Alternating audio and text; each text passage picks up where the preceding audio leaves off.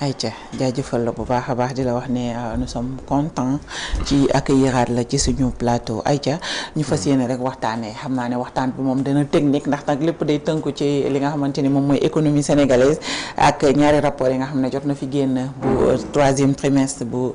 du moins bu quatrième trimestre bu 2024 ak bu premier trimestre bu 2025. déjà si li nga xamante ni moom mooy dans l'ensemble des deux rapports naka nga ko jàngatee balaa ñu dugg ci pàcc waaw bu kenn ragal waxtaan bi dinañu essayer diluer ñu wax de sorte que dina nekk à la portée de tout le monde maanaam ñu def finance publique ñu ko deful wala ñu jàngul école nasaraan ndax looloy solo si le message boo xamante ne bu ñuy bëgg di porter à chaque fois bu ñuy expliquer nit ñi mën a dégg-dégg bi doon benn donc rapport d'exécution budgétaire mooy loo xamante ne loi moo ko wax ni gouvernement bu fi toog boo dawalee ñetti weer donc da nga war a génnee rapport boo xamante ne buy firndeel xaalis askan wi budget bi ni nga ko tëggee mooy loi de finances initiale bi ni nga ko tëggee ni nga utiliser xaalis askan wi ci lan ak lan nga ko dugal donc mooy les différents postes de dépense mooy bor bu ngay fay mooy investissement mooy fonctionnement mooy les transferts donc loolu da nga war a di wax askan bi fii ak fii ak fii ak fii laa dugal seen xaalis donc loolu nee nañu 3 mois chaque 3 mois da nga ko war a def boo dawalee 3 mois mais nag la 45 jours yoo xam ne au plus tard da nga war a génne rapport bi mettre ko à disposition des Sénégalais pour ñëpp gis ko du rapport boo xam ne bu ñuy nëbb dañ ko war a soumettre jox ko Sénégalais yi comme ça ñëpp lire ñu xam ne suñu réew kat alal bu ñu natt ci ñetti weer fii ak fii ak fii ak fii lañ ko dugal donc loolu mooy lu régir loi portant sur le code de transparence des finances publiques donc loolu mooy loo xamante ne askan wi gis naa ni sax léegi nit ñi dañ koy réclamer donc mooy loo xamante ne tey boo xoolee ci politique bi lu mu tëddoo bokk na ci loo xam ne point bu positif boo xam ne sénégalais yi léegi bëgg nañu di xam seen alal nu ñu koy utiliser à chaque fois ñu koy topp du ñu xaar ba at bi jeex ba ñu def loi de règlement ba di jéem a xool at bi lan la ñuy dépenser mais chaque trimestre dañuy ñëw taxaw exiger à ce que le gouvernement publie le rapport d'exécution budgétaire boo xamante ne bon ça a mis du temps essayer nañu expliquer lu war a retard bi ku mu neex nga gëm ko ou pas donc jafe naa gëm seen version bu ñu génnee mais tout compte fait 7 mois après génnee nañu le dernier rapport du T4 mooy trimestre 4 de 2024 voilà après ñuy enchaîner le même jour soumettre au Sénégalais 2 rapports successifs boo xamante ne toog pour càmbar ko xool ko lire ko xaw na jafe parce que li ñu ko boolee la mais tout compte fait ñoo xamante ne ñu ko tal ñoo xamante ne ñu ko bëgg a faram-fàcceel pour Sénégalais yi jël nañu seen temps lire ko ba mun ci mën a toog am ci ay commentaires ay observations yoo xamante ne ñu ngi ci def donc observation bu ñu ci njëkk a def pour dernier trimestre 2024 ñoom dañu fekk fii loi de finances initiale bu 2024 donc boobu nguuru bu fi jugee le gouvernement du président Macky Sall ñoom ñoo ko voté à l'Assemblée nationale ñu exécuté ko ñoom ñoo def T1 bi mooy trimestre 1 bu 2024 donc mooy janvier février ak mars ci la élection mu am changement de régime ñoom ñoo exécuté le deuxième trimestre le troisième ak le quatrième donc muy 9 mois d'exercice donc ñu doon xaar ci ñoom résultat ba xam dinañu mën a aligné wu selon budget 2024 bi loi de finances initiale 2024 li ñu ko tëggee voilà donc ci li ñu gis ñoom ñëw nañu mësuñu am projet de loi rectificative pour changer maanaam dès leur arrivée wan ni peut-être bëgg nañu changer le budget boo xam ne bu ñu fi fekk bu ñu wax ni ñoom ils jugent que le budget là n'est pas sincère mais dañu bàyyi ba exécuter ko jusqu'à la fin parce que bu ñuy def vote de loi loi rectificative bi ñu ngi koy def au 26 décembre de l'année 2024 mooy exécuter nañu 9 mois ba pare ñu soog a indi projet de loi rectificative boo xamante ne buy changer budget boo xamante ne bu 2024 loi de finances 2024 mu jaaxal ñëpp parce que c'était à 4 jours de la fin d'exercice de l'année 2024 donc année budgétaire bi 4 jours rek moo ci desoon ci la ñu indi projet de loi bi wax ni par exemple les projections de. looloo waraloon sax ñu voté ko sans débat. Sans débat exactement. Donc boo xoolee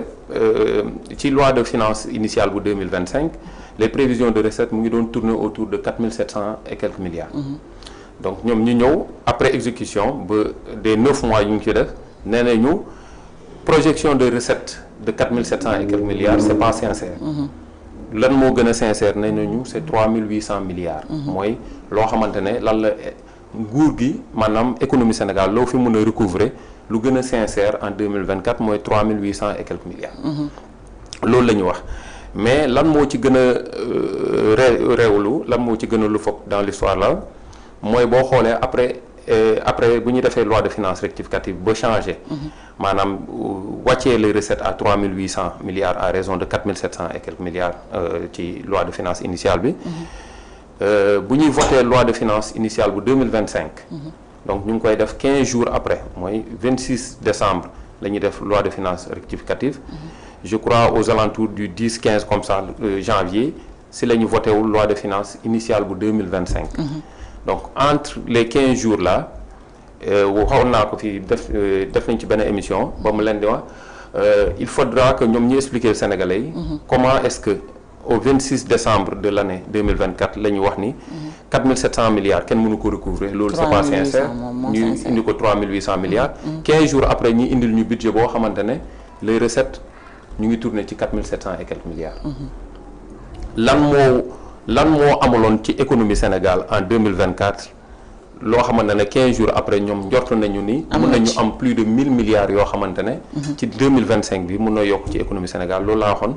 le ministre là il fallait que mu génn expliquer nit ñi je sais pas si les députés ont eu xam nga tey cette puce à l'oreille pour laaj ko lan moo yokk ci diggante bi en 15 jours ba yéen ngeen njort ni nguur bu fi newoon mënuñu recouvrer 1000 milliards yéen mën ngeen ko recouvrer plus-value de 1000 milliards en 15 jours ci année N+1. donc loolu jaaxaloon na ñu bëre bu ñu indee budget bi si laa toog fii ci émission bi ma ne leen budget bi nii dinañ ko def loi de finances rectificative émission bi mu ngi fii pour wax leen ni 4700 milliards yi ñu wax ni 2025 bu ñu defee projet de loi rectificative dina ñëw waxoon naa leen ko la preuve benn trimestre rek la ñuy def en 2025 ñu indi projet de loi rectificative wàccee de 100 milliards maanaam 4700 et quelques milliards la léegi wàccee nañ ko à 4600 et quelques milliards donc loolu mooy wane ni ñoom aligné wu nañu ci budget bu ñu waxoon ni c'est pas un budget sincère de 2024 ñëw nañu ñu aligné ci même budget boobu qui était dont les prévisions de recettes étaient à 4600 milliards donc ñoom ñu ñëw wàccee nañ ko de 100 milliards ci projet de loi rectificative bu 2025 wàccee nañu budget bi wàccee nañu recette bi à 4600 milliards mooy daanaka en une année budget Sénégal daanaka dafa resté au statu quo donc mooy évolué wul benn yoon loolu la ñu mën a seetlu boo jàllee ci nan la ñuy wax sax ci maanaam le service de la dette maanaam lu ñuy fay ci bor ñoom dañu ñëw ñi génnee un rapport donc le fameux rapport de la Cour des comptes dont le premier ministre nee na dina wax président bu kenn waxati ni rapport boobu baaxatul voilà donc ñun dinañ ci wax voilà ak luñ ci góobee gar ko voilà nee na Cour des comptes dafa ne la dette du Sénégal donc mu ngi toll ci 99,95% et quelques du par rapport au PIB moom keroog bu muy toog di wax nee na bor bi mu ngi ci 110%. ñoom noonu lañ ko fekkee. Cour des comptes moom nee na bu kenn contesté chiffre Cour des comptes.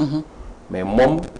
fu Cour des comptes yom moom jéggi na ko. Cour des comptes dafa ne 99,95%. moom nee na 110%. donc moom moo am cette légitimité d'outrepasser de transgresser loo xamante ne Cour des comptes moo ko fi wax mais nee na à part moom beneen Sénégalais bu ko wax dina boole Diomaye wax Diomaye kooku noonu ñu teg ay daan ci kawam maanaam loolu dañ ko war a déli la maanaam wax ni chiffres yi nii 1+1 état bi bu ne 1+1 égale 2 yow nga ne 1+1 égale 1 yow dañ la war a teg daan de sorte que dootoo fi waxati donc loolu chiffres yooyu noonu moom moo ko wax léegi dette bi maanaam bu yokkee le service de la dette il faudra expliquer aux Sénégalais ñaata la ñu doon fay ci service de la dette avant ñoom ñu ñëw et après ñoom bu ñu ñëwee à moins que tam ñu wax ni Sénégalais yi maanaam le gouvernement bu fi jógee lu ñu doon déclarer lu ñu doon fay ci service de la dette loolu ça a été falsifié maanaam c'était bien plus que ça parce que entre-temps boo jëlee loi de règlement de 2023 le service de la dette mu ngi doon tourner autour de 100 et quelques milliards ñoom bu ñu ñëwee ak léegi service de la dette bi dem na ba toll ci 200 et quelques milliards. ñoom ñoo ko waxal seen bopp à travers même le rapport d'exécution budgétaire de 2025 donc ni service de la dette bi daanaka yokku na de plus de 80 et quelques milliards. donc loolu nañu wax ni ñoom seen leb bu ñu ñëwee maanaam rythme d'endettement boo xamante ne effréné bu ñu jël depuis 2 ans maintenant.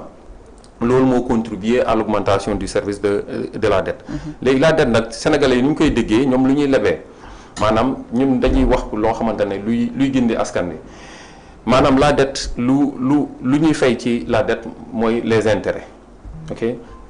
donc lan mooy solo dette bi c'est pas le volume maanaam le principal 1000 milliards yu ñuy leb 2000 milliards yu ñuy leb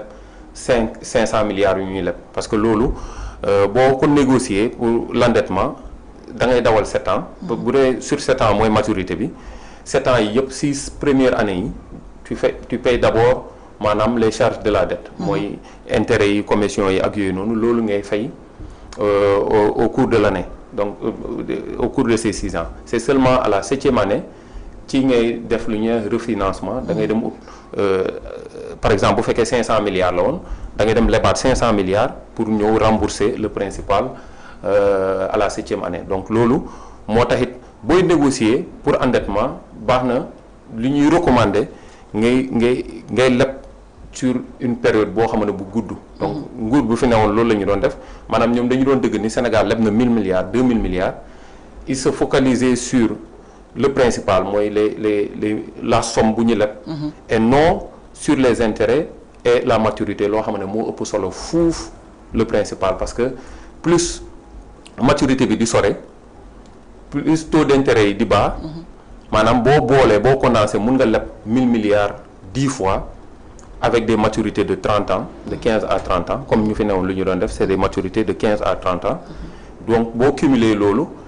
taux d'intérêt yi nu mu élevé mais boo boolee mun nga bañ a subir le poids de la dette. Par contre boo lebee comme ñoom lu ñuy lebee dañuy leb sur 3 ans donc bon assimilable du trésor yi dañ koy jël sur 3 ans sur 2 ans sur 1 an ou bien les eurobonds yoo xam ne ñuy dem jël sur 7 ans ak sur 6 ans donc loolu du maturité yi sore ce qui fait que day alourdir les charges de la dette mooy wone ni lu feeñ ci ñoom lu ñuy fay ci bor ci diggante bi dafay yokk vite fait parce que bu ñu ñëwee en une année lu tax ba charge de la dette mu suuploon nekkoon autour de 100 et quelques milliards mu tëbb ci 200 et quelques milliards en l'espace de 2 ans donc ça veut dire que l'endettement bu ñu mujj def yëpp ça a été très mal négocié sur les marchés très mal négocié ou bien même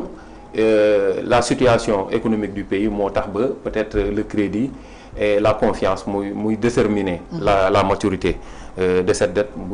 de sorte que affaire yi di maanaam ñu koy am ci ay giir bu gàtt yoo xam ne ñu ngi ko war a rembourser ndax 7 ans ndaw na lool donc loolu la ñu mën a noter ci lu ñu gis ci kii bi beneen point boo xamante ne peut-être bu gën a kii ci sénégalais yi ci budget bu 2025 donc exécution budgétaire bu premier trimestre bi mooy l'investissement donc l'investissement ak le fonctionnement boo xoolee mu am benn écart bu rëy donc muy 2 milliards fii ñi gis fonctionnement muy tourner autour de xaw ma ci c'est même plus xaaral ma liiral la ko voilà donc ñaata milliards